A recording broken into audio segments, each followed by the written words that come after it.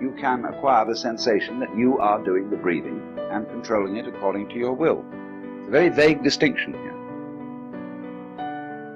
You can feel yourself making a decision out of the blue to say, I'm going to do that, like that, you see, and you don't have any awareness of anything that leads up to it. It just happens, you see. And because that awareness is screened out, you interpret this act of making a decision as a different kind of act from breathing or from growing hair.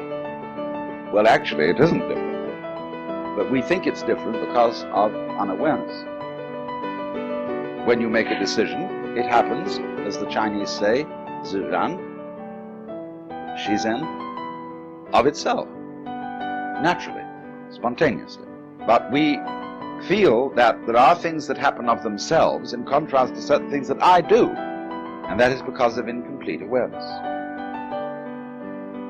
But then, if that awareness were to change, and you were to realize that everything is happening of itself, including your decisions, because of your background, you would then veer over to the opposite point of view. Everything is happening involuntarily, and I am left out. I'm a puppet.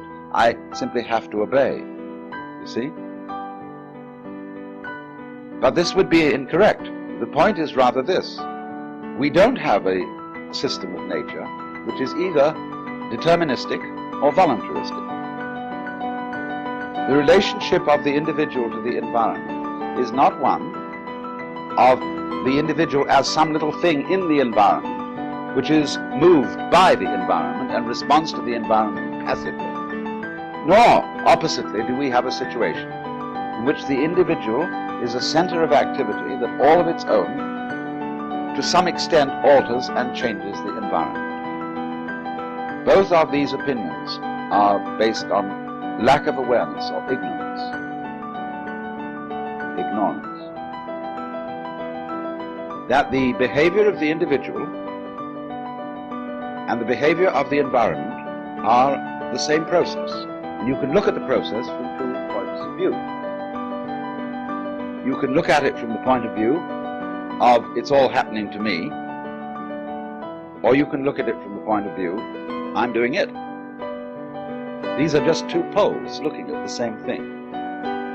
If, for example, you realize that your neurological organization is creating the external world. In other words, there is no such thing as light, weight, heat, color, shape, except in terms of the human nervous system or some other animal nervous system.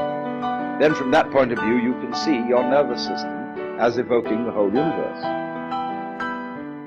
But you can take an opposite point of view, which is equally true, which is that the human nervous system is something in the external world and is entirely dependent on sun and air and light and temperature and so on and so forth. Both points of view are true, but we have not yet become aware of a logic which can integrate them.